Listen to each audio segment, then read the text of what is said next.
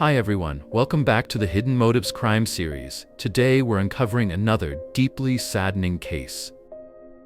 It was around 1:17 in the morning on November 16, 2012. 13-year-old Megan Knofel picked up the phone in her room and called 911.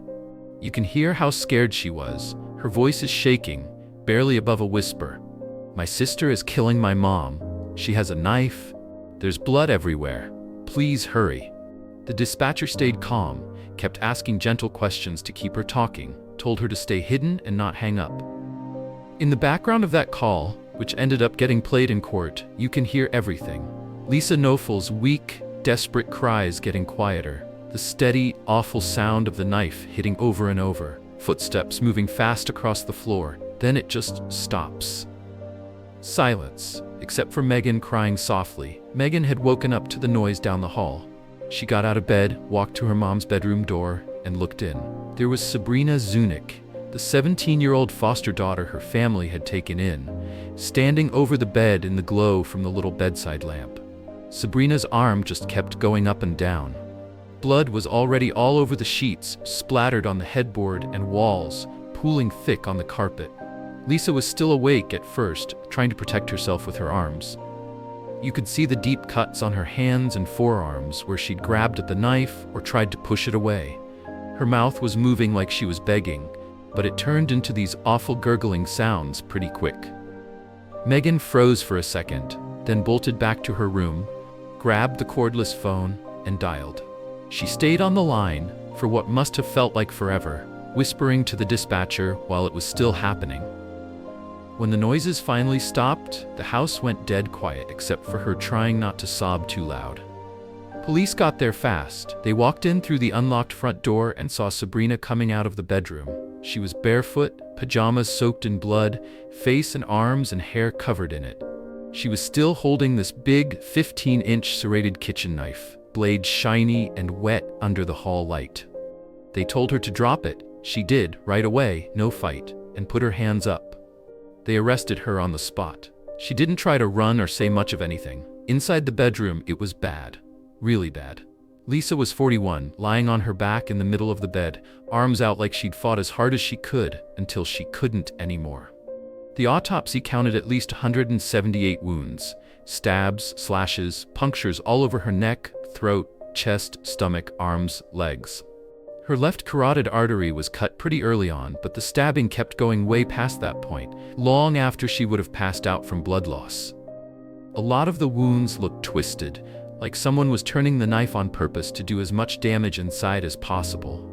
Lisa worked as a social worker for Cuyahoga County, handling sexual abuse cases, sitting with hurt kids, listening to their stories, going to court for them, pushing to get them therapy and safe homes.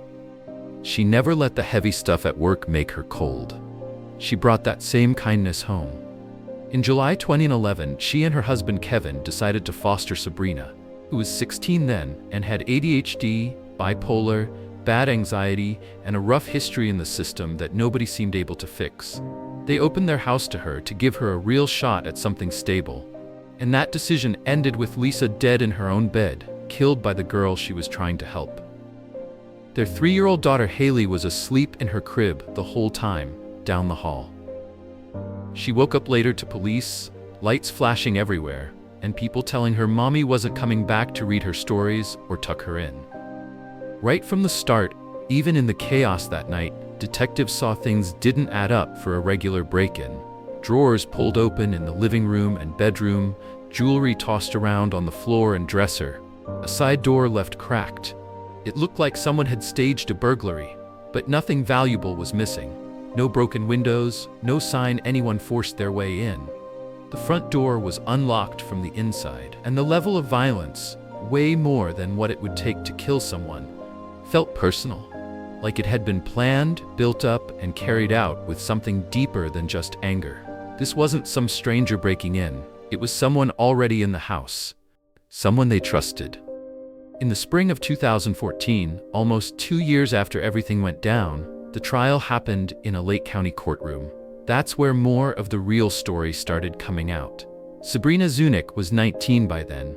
She'd already pleaded guilty to aggravated murder and taken a deal, life in prison, but with a chance at parole after 30 years.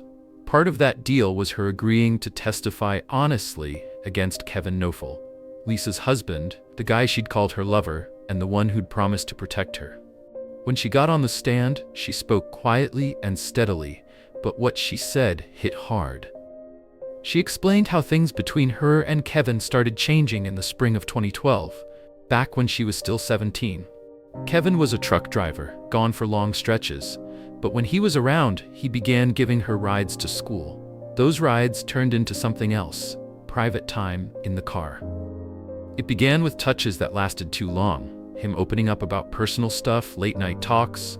Pretty soon it became sexual, oral sex, hand stuff, full intercourse, all kept secret from the family.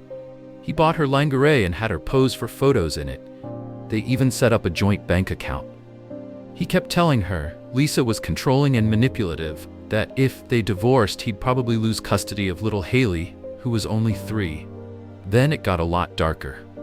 According to her testimony, Kevin showed her paperwork on Lisa's life insurance policies, worth somewhere between $750,000 and $800,000.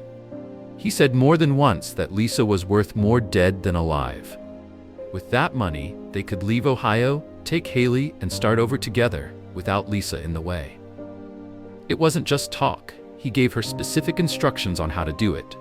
He told her to pick a big serrated kitchen knife, around 10 to 15 inches, without a guard on the handle, so it could go in deeper. Stab into vital spots, then twist the blade to make sure the damage inside was really bad. Do it at night, while Lisa was asleep, so Haley wouldn't wander in and get hurt. Wear tight clothes to keep blood from splashing everywhere on baggy stuff, then hide the bloody clothes in a plastic bag outside by the garage. After, make it look like a burglary. Pull open drawers, throw jewelry around, leave a door cracked or unlocked to make it seem like someone broke in. If she got caught, say it was temporary insanity from her mental health issues, or claim self-defense against some threat from Lisa. The pressure built up until the night of November 15, 2012. Sabrina said Kevin broke down crying in his car, telling her he couldn't go on living if Lisa was still alive. He'd kill himself if nothing changed. She was caught up in all of it, feeling bonded to him after everything, teenage crush mixed with real fear he'd leave her or hurt himself, promises they'd be together, the idea of money and a new start. So she said yes, she'd do it. Lisa Knofel really believed that people, especially kids and teens, could turn things around if someone just gave them real structure, love, and steady support. Her job put her right in the middle of some of the worst stuff imaginable every day, but she never let it make her cynical. She always saw the good that could still come out. When the opportunity came up in July 2011 to foster Sabrina Zunick, Lisa saw a girl who'd been bounced around in the system, dealing with mental health stuff and tough behavior, but who still deserved a real chance at something stable and safe. So she and Kevin said yes. From the outside, the Knofel family looked pretty normal. Your average suburban setup. Lisa kept things warm and organized at home, handling the day-to-day with a lot of care. Kevin was a truck driver, so he was away for long stretches, but when he was back, he seemed solid and supportive. Megan was 13, dealing with regular teenage ups and downs. And little Haley, only 3, was the happy kid everyone doted on. Underneath, though, things had been getting tense for months. Lisa and Kevin were arguing more about money, about how Sabrina was struggling in school and acting out at home, about whether keeping her there long-term was still the right call. Lisa started wondering quietly if it was time to end the placement. She mentioned to some coworkers and friends that the whole situation was starting to feel off and uncomfortable. At the same time, Kevin was leaning on Sabrina more and more for emotional stuff. Late-night talks in the living room while Lisa was asleep turned into sharing personal secrets. Hugs that were meant to be comforting started lasting longer than they should. By early 2012, that boundary had been crossed completely. On the night of November 15th into early November 16th, 2012, Kevin Knofel was hundreds of miles away driving his semi-truck back from a delivery run in Michigan. His alibi checked out. Truck logs, toll records, people who saw him on the road all backed it up. He wasn't anywhere near the house when it happened, Around 1:15 a.m., Sabrina came into the master bedroom, holding the knife Kevin had told her about, that 15-inch serrated kitchen one. Lisa was asleep on her back. The first stab came fast and deep. Lisa woke up screaming, arms shooting up to cover her face and neck. She fought back hard, clawing at Sabrina, grabbing for the knife, trying to push her off. Those defensive wounds showed up deep across her hands and forearms where she'd tried to catch or block the blade. It didn't stop there. The stabs and slashes kept coming: neck, chest, stomach, arms, legs. The autopsy ended up counting at least 178 wounds total. Her left carotid artery got cut pretty early, which meant she was bleeding out fast, but the attack went on anyway. A lot of those wounds had that twisting motion, exactly like the technique Kevin had described to her. Lisa's fight faded quick from all the blood loss, but the knife just kept going up and down. The sounds woke up Megan. She came to the doorway and yelled at Sabrina to stop. When nothing changed, Megan ran back to her room, grabbed the phone, and called 911. That call captured the last awful moments, the cries getting weaker, everything slowing down. Police showed up not long after. They found Sabrina coming out of the bedroom, covered head to toe in blood, still holding the knife. She didn't fight or run. She just dropped it when they told her to and let them take her in. The crime scene itself screamed that someone had tried to make it look like something it wasn't. Drawers yanked open in the living room and bedroom, jewelry tossed around on the floor and dresser, a side door left cracked open. It all pointed to a burglary gone wrong, or at least that's what it was supposed to look like. But nothing valuable was actually taken. No broken windows, no forced entry anywhere. No signs that an outsider had fought their way in or struggled with anyone. Forensics painted a clearer, uglier picture. The blood spatter showed this wasn't quick. It was long, intense, over-the-top violent. The knife used matched exactly what Sabrina said Kevin had told her to pick. Big, serrated, no guard. Lisa's defensive wounds, those deep cuts on her hands and arms, proved she'd fought back as hard as she could until she just couldn't anymore. Kevin's alibi was solid on the surface. He was way out on the road in his truck, hundreds of miles away, and the logs, tolls, and witnesses all lined up. No way he was physically there that night. But the rest of the evidence started piling up fast and heavy. Hundreds of phone calls and texts between him and Sabrina in the months leading up. School records showing her skipping out midday for these vague appointments that lined up with when he'd be around. People who knew them saying their relationship seemed way too close for a foster dad and teen. And that joint bank account they'd opened? There was activity on it right after the murder that looked suspicious. When detectives first questioned Kevin, he stayed eerily calm. He even brought up his old EMT training, saying offhand something like, "I've seen stuff like this before." It came across cold to a lot of people. His defense stuck to the line that Sabrina did it all on her own. Her mental health issues untreated, resentment building toward Lisa, everything just snapping in her head. But Sabrina's story held up through multiple interviews and on the stand. Detailed, mostly consistent. She said Kevin was the one who planned it, groomed her, gave her the reasons and the exact how-to. The motive they laid out was pretty straightforward and brutal.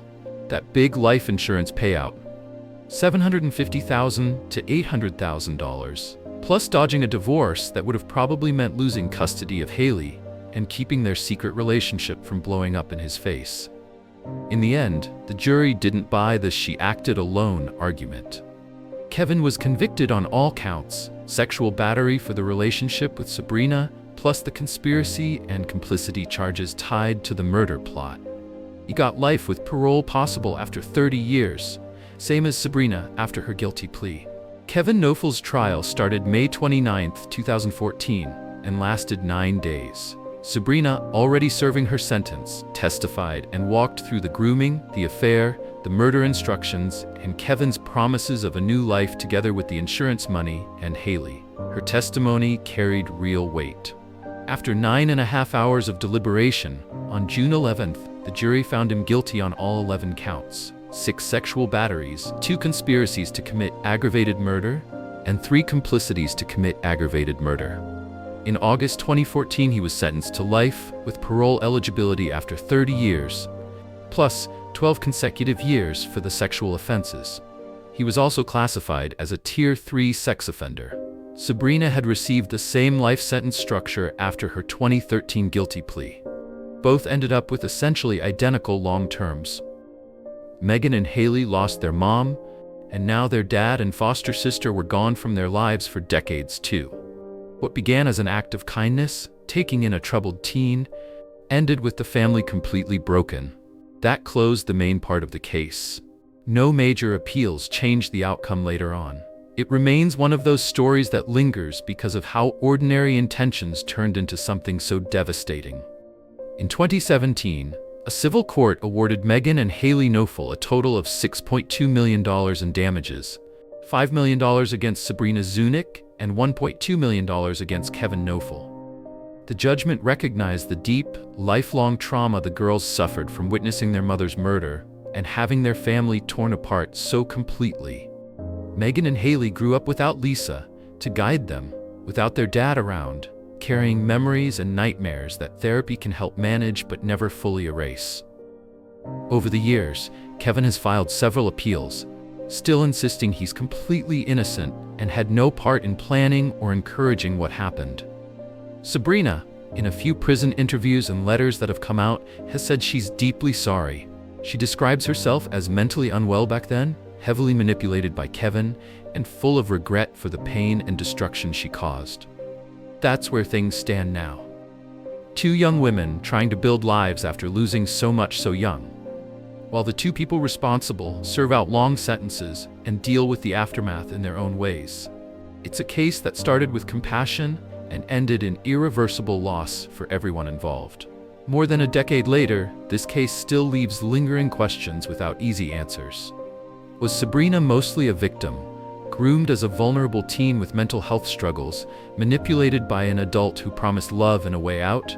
Or did her own resentment toward Lisa or instability play into the extreme violence?